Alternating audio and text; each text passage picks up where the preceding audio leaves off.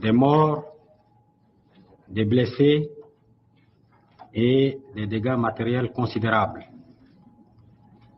La faim, la maladie y ont élu domicile. C'est une guerre atroce.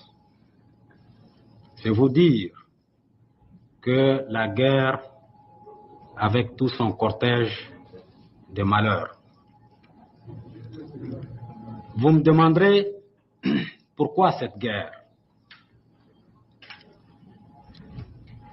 Pourquoi cette guerre, surtout à la suite des accords de Lagos qui ont mis en présence les 11 tendances tchadiennes et abouti à réaliser la concorde nationale, la paix, la sécurité au Tchad. Malheureusement, la guerre a rebondi. Et je m'en vais vous donner l'explication du rebondissement de cette guerre. L'explication qui est celle des fans.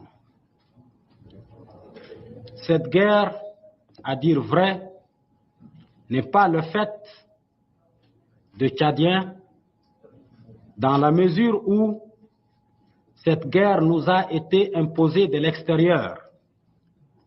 Bien sûr, les Tchadiens sont les acteurs de cette guerre. Ce sont eux qui, les armes à la main, s'entretuent.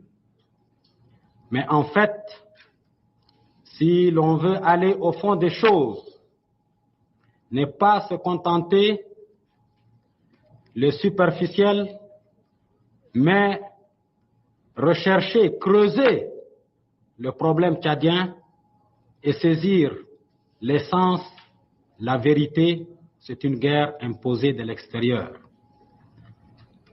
Et quels sont à l'extérieur ceux qui ont intérêt à ce que les Tchadiens s'entretuent, à ce que les Tchadiens s'entredéchirent, à ce que le destin du Tchad soit mis en cause? Eh bien, je vais vous dire qui sont ceux qui sont en train d'alimenter cette guerre. C'est d'abord et principalement le régime libyen. Et je vais vous dire pourquoi le régime libyen s'est acharné et s'acharne contre le Tchad pour le déstabiliser, pour le diviser, pour le couper, pour le détruire. Eh bien, il y a à cela des raisons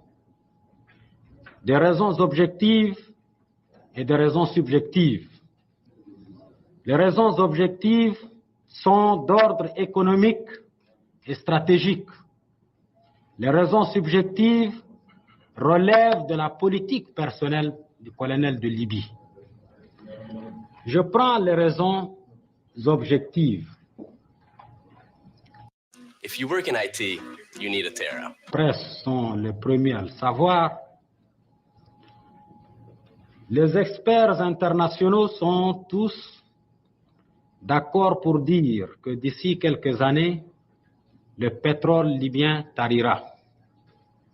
Or, tout le monde sait qu'en Libye, en dehors du pétrole, il n'y a que des cailloux et du sable. Alors, il faut s'assurer l'avenir. Et c'est pourquoi Kadhafi cherche par tous les moyens à occuper le nord du pays.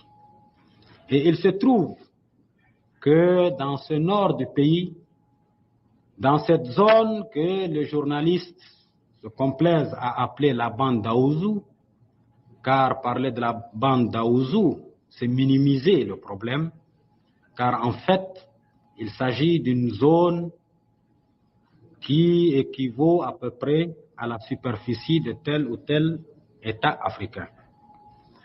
Et dans cette zone, il y a le pétrole, il y a l'uranium, il y a l'argent, il y a le tungstène, il y a le diamant, il y a l'or et j'en passe. Donc, la Libye vise ces richesses qui sont cachées dans le sous-sol tchadien. Et puis, raison d'ordre militaire, chacun sait que le colonel Gaddafi cherche à se doter de l'arme nucléaire. Or, pour fabriquer l'arme nucléaire, il faut bien de l'uranium. Et il se trouve que dans la zone occupée par la Libye, il y a énormément de richesses en matière d'uranium. Voilà donc deux raisons qui expliquent la conduite de Gaddafi sur le plan économique stratégique.